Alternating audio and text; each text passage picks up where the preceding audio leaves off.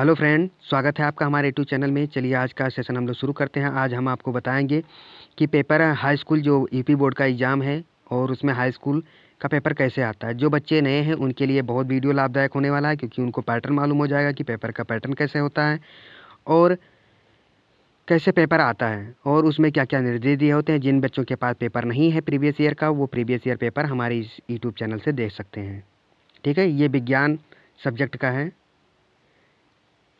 और पेपर कैसे होता है, सबसे पहले तो आपको पेपर इसी मॉडल का अनुसार दिया जाएगा और इसके बाद उसमें सबसे पहले आपको अपना अनुक्रमांक लिखना होगा। सबसे पहले अनुक्रमांक लिखना होगा, ऊपर लिखा हुआ है देख लीजिए। सबसे पहले यहाँ पर आपको अनुक्रमांक लिखना होगा और इसके बाद नाम लिखना होगा।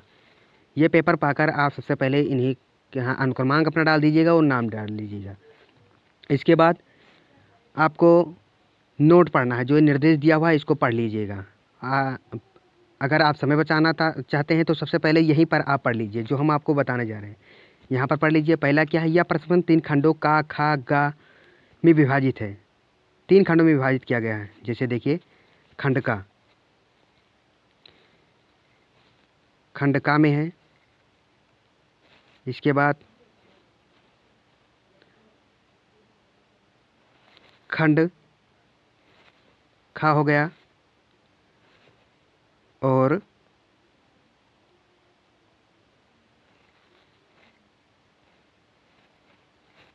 खंड गा कहाँ गया भाई, यहाँ है खंड गा। ठीक है, 3 खंडों में विभाजित होगा। और अगला निर्देश हमारा क्या है, इसको देखते हैं।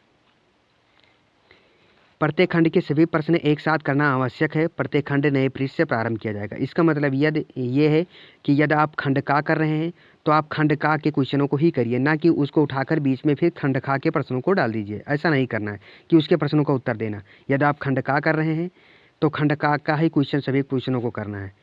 जैसे खंड का पहला क्वेश्चन आप कर रहे हैं, उसमें का कर रहे हैं तो आप का करिए, फिर खा करिए, फिर गा करिए, ना कि उठाकर खंड खा का उठाकर इसमें डाल दें। ठीक है, ये नहीं करना है आप लोगों को। फिर क्या है, अगला निर्देश, सभी प्रश्न अनिवार्य हैं। सभी प्रश्नों को आपको अनिवार्य करना है। 5वें निर्देश है, प्रश्नों के निर्धारित अंकों के सम्मुख दिए गए हैं। उसके प्रश्न के जो निर्धारित अंक है उसके सम्मुख दिए गए हैं कि कितने अंक का ये प्रश्न है। अगला है, आवश्यकता अनुसार अपने उत्तरों की पुष्टि स्वच्छ एवं नामांकित चित्रों तथा रासायनिक समीकरण द्वारा दीजिए। मतलब आपको करना है, ऐसा करना है कि उसमें कटिंग नहीं करना है। यदि आप कटिंग कर देते हैं तो उसका नंबर कट सकता है। आप कटिंग ना करिए, स्वच्छ लिखिए और जहाँ पर चित्र बनाने की आवश्यकता है आप उसको ज़रूर बनाइए। और रासायनिक समीकरण देना है वहाँ पर आप अवश्य दीजिए। ठीक है, चलिए क्वेश्चन देते हैं खंड का। खंड का में पहला क्वेश्चन क्या है कि अवतल दर्पण के फोकस पर रखी वस्तु का प्रतिबिंब बनता है। आप पढ़े होंगे, यदि नहीं पढ़े हैं तो आप इस प्रीवियस ईयर क्वेश्चन पेपर को सॉल्व कर लीजिएगा। अगर सॉल्व नहीं करेंगे तो आपके लिए बहुत ज़्यादा नुकसानदायक है, क्योंकि अधिकतर क्वेश्चन यदि आप 10 सालों के प्रैक्टिस सेट को आप हल कर लिए हैं तो सभी क्वेश्चन हमें ये उम्मीद है कि आपके एग्जाम में देखने को मिलेगा। ठीक है, दूसरा क्वेश्चन क्या है, पहला इसको आप कर लीजिएगा। खंड क्या, हाँ, दूसरा क्वेश्चन है, निम्न में से दिए गए माध्यम में प्रकाश की न्यूनतम होती है। किसमें होता है, हीरा में होता है, जल में होता है, कांच में होता है या केरोसिन में होता है। आप इसको कर लीजिएगा। फिर गा है, 5 ओम प्रतिरोध तार को 5 बराबर टुकड़ों में काटने पर प्रत्येक टुकड़े का प्रतिरोध होगा। आप किताब उठाइए उसमें ढूंढिए या विद्या उठाइए उसमें ढूंढिए और आप उसको हल करिए। ठीक है, यह आपका काम है।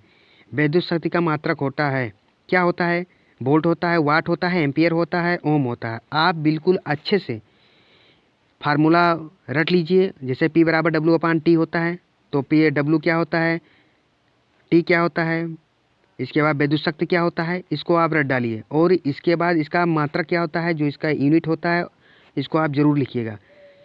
ठीक है, क्या होता है, वाट होता है। फिर बहुत अच्छे। अगला है ये इंग्लिश वर्जन। इंग्लिश वर्जन के लिए भी बहुत लाभदायक है। जो बच्चे इंग्लिश वर्जन में हैं उनके लिए भी ये पेपर बहुत क्वेश्चन लाभदायक होगा। फिर क्या है, दूसरा का क्या है, का है, वाहनों में उत्तल दर्पण का प्रयोग क्यों किया जाता है। बताइए आप लोग, वाहनों में उत्तल दर्पण का प्रयोग क्यों किया जाता है।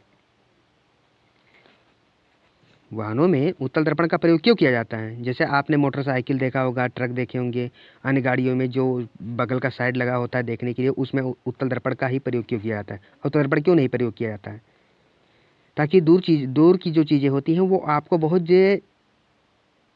दिखाई दें स्पष्ट रूप से। ठीक है, यही चीज़ें होती हैं। अवतल लेंस की फोकस दूरी 30 सेंटीमीटर। वस्तु को लेंस से कितनी दूरी पर रखें जिससे वस्तु का प्रतिबिंब लेंस से 20 सेंटीमीटर दूर बने। इसको भी आप देख लीजिएगा। निकट दृष्टि दोष क्या होता है? निकट दृष्टि दोष में क्या होता है कि जो वस्तुएं हमको दूर की दिखाई देती हैं, दूर की वस्तुएं दिखाई देती हैं और निकट की वस्तुएं नहीं दिखाई, बिल्कुल गलत है।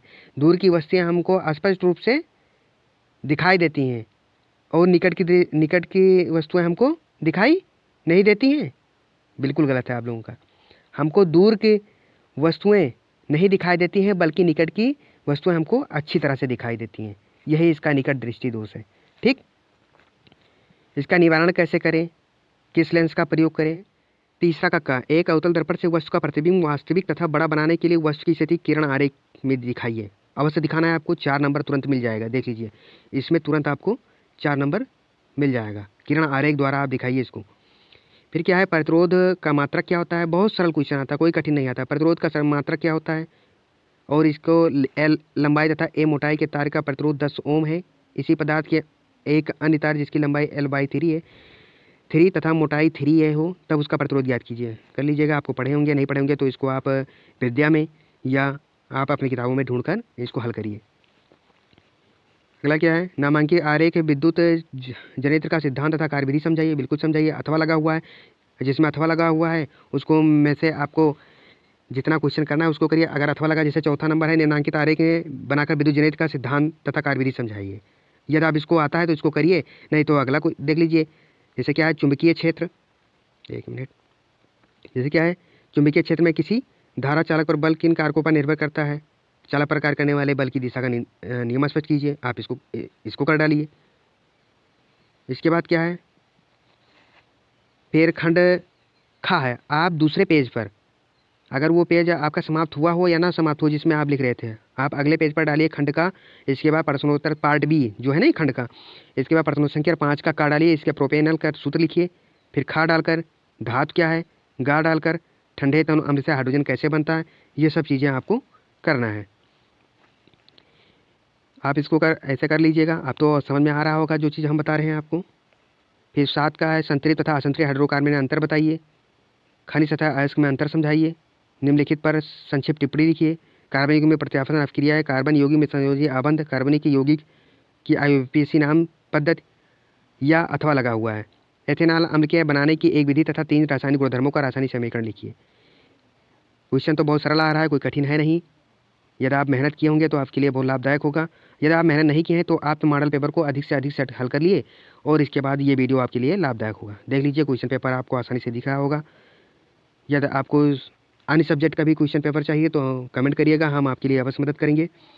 अच्छे से मेहनत करिए। जो चीज़ नहीं आता उसको रिवाइज करिए, देख कर लिखिए, लेकिन मॉडल पेपर तो आपको अवश्य हल करना है और अच्छे से मेहनत करिए